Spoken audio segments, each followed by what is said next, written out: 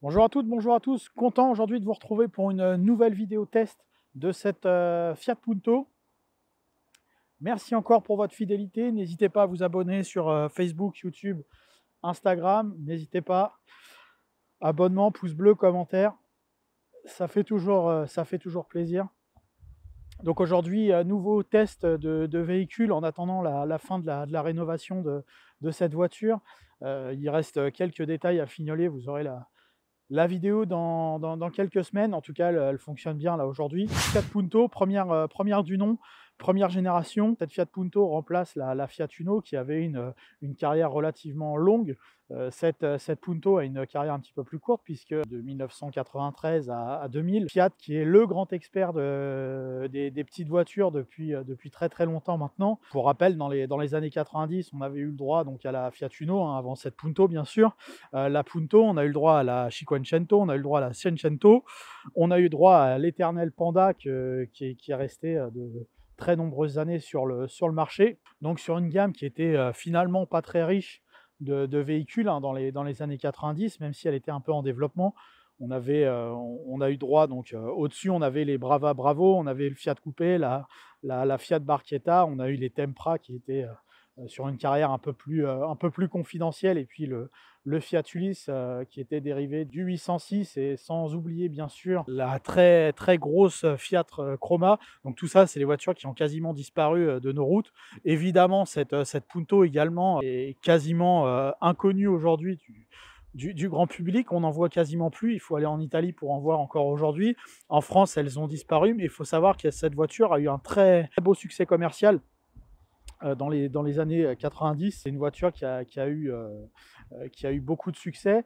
On va voir tout de suite si ce succès était justifié ou pas. Cette voiture avait un style tout à fait particulier, tout à fait singulier, qui changeait complètement des petites voitures qui sortait dans ces années-là. On peut voir qu'elle a un aspect arrière très, très cubique. Il y avait des voitures qui lui ressemblaient un petit peu sur la partie arrière, hein, avec cette forme break. On a eu la Twingo, bien sûr, première du nom, qui avait également cette forme très, très carrée à l'arrière. Donc ça a pour bénéfice de profiter à l'habitabilité, hein, rien que de voir l'extérieur. Quand on compare ça à une Clio 1, à une Peugeot 106 ou une Citroën AX qui étaient ses concurrentes françaises, on peut se rendre compte immédiatement que cette voiture a tout de suite plus de place à l'intérieur. En tout cas, sur la partie extérieure, on voit tout de suite un design très, très particulier.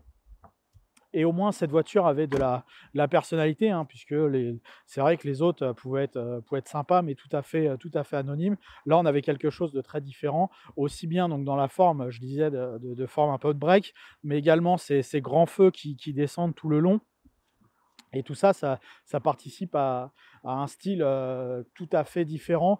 Et je pense que ça a déjà, dans un premier temps, participé au succès de cette voiture. Alors aujourd'hui, bien sûr, ça fait un style un peu très années 90, donc un peu désuet. Mais à l'époque, faut comprendre que ce style était très différent. Les feux très bien intégrés à la face avant, les clignotants orange sur les premières versions. Et donc cette voiture est une 60, comme on peut le voir ici. Donc sur le côté des Fiat à l'époque, sur les Fiat Punto, vous aviez la motorisation qui était indiquée sur le côté. La 60, donc c'est la deuxième version de la gamme sur la gamme essence. Donc 60, vous l'aurez compris, ça veut dire 60 chevaux. En dessous, on avait le droit à la 55, qui était le modèle d'entrée de gamme. La 55 qui était associée à la finition S pour la vraie première finition. Et donc là, on a juste le deuxième niveau, puisqu'on a une Punto S associée donc à S-Moteur 60 chevaux, qui est toujours le 1 litre de Fire, alors que la 55 est un 1 litre 1 Fire.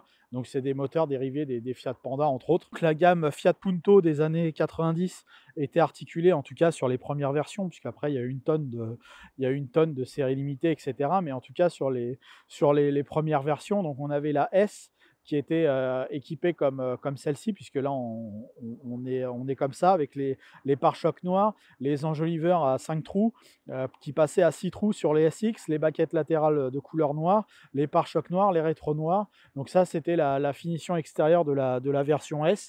Et à l'intérieur, on avait droit à un intérieur tissu assez coloré sur les panneaux de porte et sur les sièges. Donc là, en l'occurrence, c'est un espèce de rose-violet présent sur la voiture.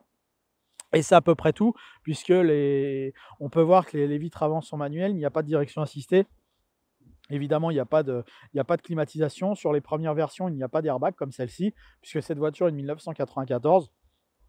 Pas d'airbag conducteur, pas d'airbag passager. Donc là, on a affaire à une voiture archi simple. On n'a même pas de contour, on n'a pas de totaliseur journalier. Donc tout ça, c'était le modèle d'entrée de gamme. L'entrée de gamme, c'était pare-choc noir, c'était baguette noire. C'était l'accès à la version Punto, et donc la version S, on l'avait le droit qu'à la 55 et à la 60. Et ensuite, on pouvait avoir la 75 chevaux, la plus rare 90, les 80 aussi avec les boîtes courtes finition Sporting. Les GT Turbo, donc ça c'était vraiment les belles versions. Et dans les versions hautes des Fiat Punto, donc au-dessus on avait les SX qui avaient toujours les pare-chocs noirs, mais qui avaient les enjoliveurs see-through. Elle avait déjà la direction assistée et les vitres électriques. Et après au-dessus on avait la ELX, pardon. Et là on avait carrément le modèle haut de gamme des années 90 sur les voitures citadines. Donc peut-être qu'un jour on présentera une ELX, mais en tout cas aujourd'hui on est sur la Punto S. L'espace à bord est très généreux, et accentué psychologiquement par le grand rangement sur le dessus du tableau de bord. On peut voir ce gros trou avec ses 4 aérateurs. Donc ça a augmenté considérablement la sensation d'espace à bord.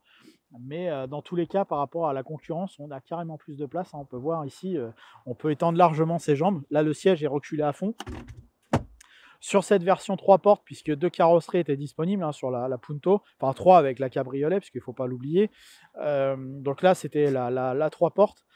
Une fois que vous tiriez sur cette poignée, vous avez votre siège qui s'avance complètement, qui vous dégage donc un espace à bord pour 5 personnes.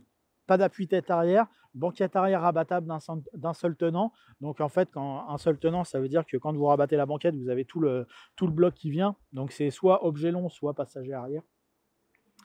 Et donc on peut voir que là, pour un conducteur de taille normale, bah, l'espace aux jambes à l'arrière pour une citadine, c'est quand même immense. Donc c'est plutôt un bel avantage pour cette voiture.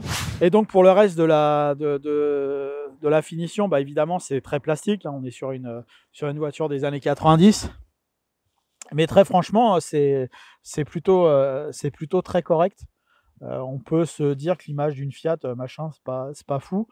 Franchement, par rapport à beaucoup de marques, ça vaut largement la qualité de la finition. On est sur une voiture qui a plus de 25 ans aujourd'hui. Plastique, n'ont pas décoloré, n'ont pas vieilli. C'est plutôt propre.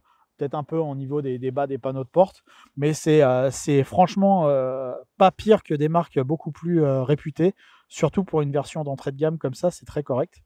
On peut voir qu'il y a un autoradio Blueprint monté en accessoire à l'époque.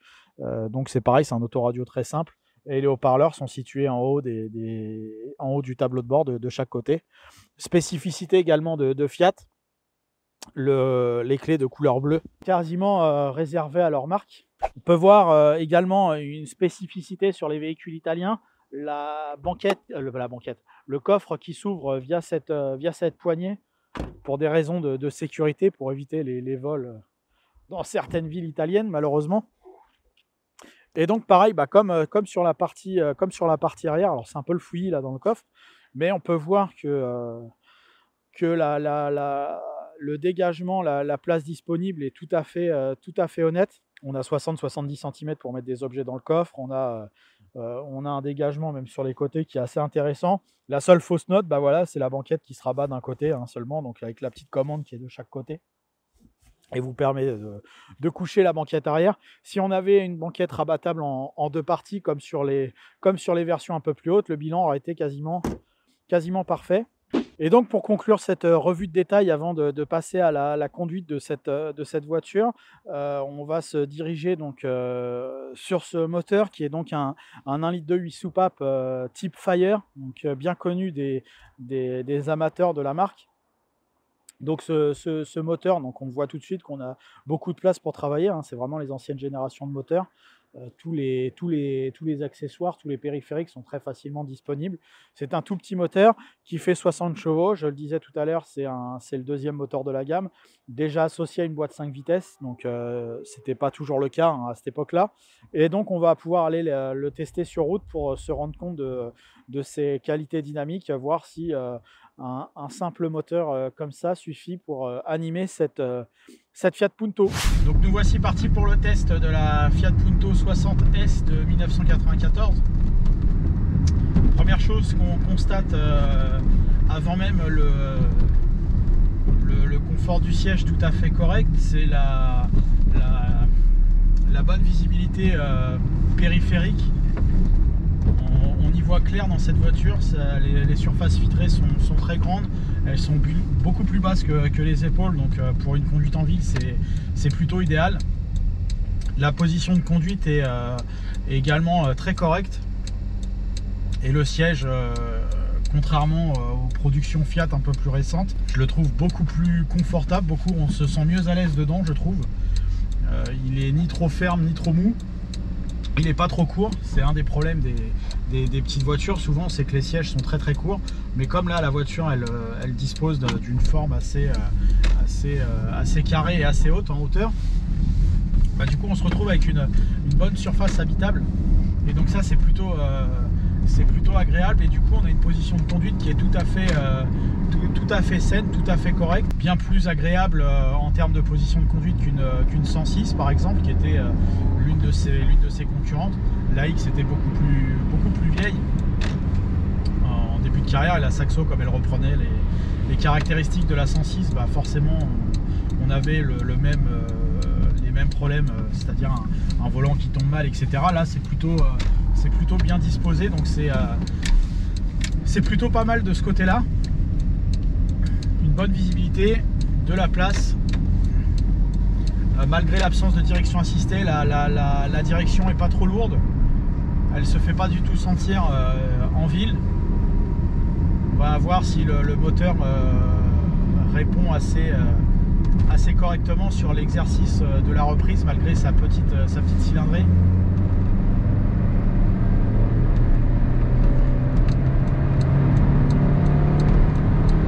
Bien dans les tours, j'ai pas eu besoin de rétrograder et de partir en deuxième vitesse. En maintenant en troisième à 40-50, il va mettre mal à l'aise beaucoup de moteurs TCE 90 ou 100 chevaux. Enfin, quand je dis TCE, c'est pas forcément les moteurs Renault, mais les citadines actuelles qui font 100 chevaux, donc qui font 30-40% de plus de puissance que cette voiture. À mon avis, elles sont derrière. Franchement, ce petit moteur Fire, c'est encore aujourd'hui quelque chose de très agréable. Sans peine, on a fait une reprise de 30 à 120 sans grande difficulté. La boîte est bien étagée, le moteur est vivant. Alors on l'entend un petit peu à l'accélération, il a un petit bruit métallique à l'italienne, je dirais. Par contre, une fois qu'on est en vitesse stabilisée, il est assez discret, on l'entend pas. Par contre, on va entendre un petit peu les bruits extérieurs. Là, une voiture qui passe à côté de moi, qui me double, et bah, on l'entend, donc on est obligé d'un peu élever le niveau de la voix. On entend également les pneus, etc. Donc l'insonorisation du moteur est très bonne, l'insonorisation environnante un peu moins. Mais il ne faut pas oublier qu'on est sur une petite voiture sortie au début des années 90, dans la première moitié des années 90. Donc évidemment elle fait son âge de ce côté-là. Mais en tout cas, le moteur est sans vibration. Par contre, quand on l'accélère, on l'entend un peu, et le bruit n'est pas désagréable, il est métallique, donc c'est plutôt bien. C'est une bonne surprise, c'est très agréable. Je la trouve beaucoup plus agréable, par exemple, j'en ai essayé plein, hein, des grandes Punto, des Fiat 500 plus modernes. Je trouvais que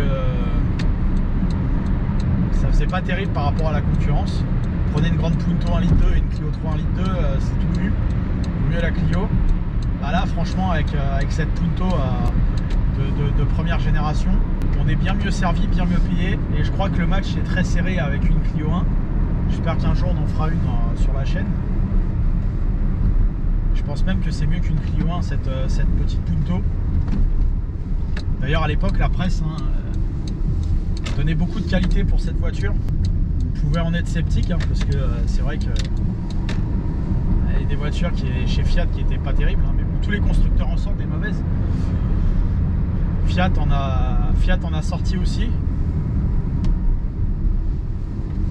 Mais à ce moment-là, ils ont mis le paquet et ça se voit. C'est par rapport à la concurrence un très bon choix. Même en tenue de route, elle n'est pas. Alors évidemment, c'est pas une voiture de sport, mais c'est très facile. Ça se couche un petit peu sur les suspensions, mais là sur une chaussée un peu humide comme ça, à 30-40 dans les ronds-points, elle fait pas du tout peur. Peut-être le contact à la pédale de frein qui est un petit peu mou, mais voilà, même en sortie de donade comme ça, quand on repart en deuxième, elle est très agréable, très souple. Donc c'est plutôt une bonne surprise. Cette voiture a des prestations tout à fait honorables. Quand on multiplie à ça le fait que donc non seulement elle est assez agréable à conduire, elle a beaucoup de place à l'intérieur, elle est pas chère, à 4 personnes vous y rentrez tranquille, ou alors vous avez besoin de charger quelque chose, vous allez gagner le match par rapport aux concurrentes. C'est plutôt beaucoup d'avantages pour cette Punto. Alors évidemment les plastiques sont pas très jolis, mais là la voiture est de 94, on est en 2021, donc elle a 27 ans. Même si les plastiques sont durs et assez creux, c'est franchement pas pire que chez PSA. Alors les dessins sont plus grossiers effectivement, mais en tout cas il n'y a pas eu de décoloration. Même les tissus des sièges sont encore brillants. Le volant, il n'y a pas d'usure ni les commandes. Tout est bien à sa place. Alors on est sur des voitures minimalistes, simplistes, premier prix. Mais franchement, à tout point de vue, elle vaut largement la concurrence. Donc après, évidemment, il va y avoir quelques défauts. Les pièces vont peut-être être un peu plus chères que sur une 106 ou une Clio 1, peut-être plus dur aussi à trouver. Ça c'est sûr et certain. Maintenant, c'est les voitures que vous allez trouver entre 0 et 2000 €. Donc il ne faut vraiment pas hésiter, je pense. La consommation est un petit peu difficile à calculer étant donné qu'il n'y a pas sur ces versions S, il n'y a pas de totaliseur journalier, encore moins d'ordinateur de bord. Mais elle me paraît pas non plus extrêmement gourmande. Il n'y a rien qui me choque en tout cas. Je pense que on doit être à 7-8 litres au 100, pas plus, peut-être même moins. Je dirais 7 litres comme ça à la louche, mais en tout cas il n'y a rien d'extraordinaire de ce côté-là. Les pneus, c'est des pneus standards. Les distributions, elles se changent en 1 heure. Toutes les pièces mécaniques sont très accessibles. Donc vraiment, si vous cherchez une petite voiture un peu originale, un peu décalée au style des années 90, c'est pas loin d'être le meilleur choix, cette Punto. En tout cas la voiture c'est une voiture très raisonnable et en plus assez vivante à conduire. Donc Fiat est peut-être le roi des petites voitures. Merci à vous d'avoir suivi ce nouvel essai de véhicule, en l'occurrence une Fiat Punto 60S. Merci encore pour votre fidélité. N'hésitez pas à aimer, à commenter, à vous abonner. Le Garage PT sur Facebook, YouTube et Instagram. Merci à vous.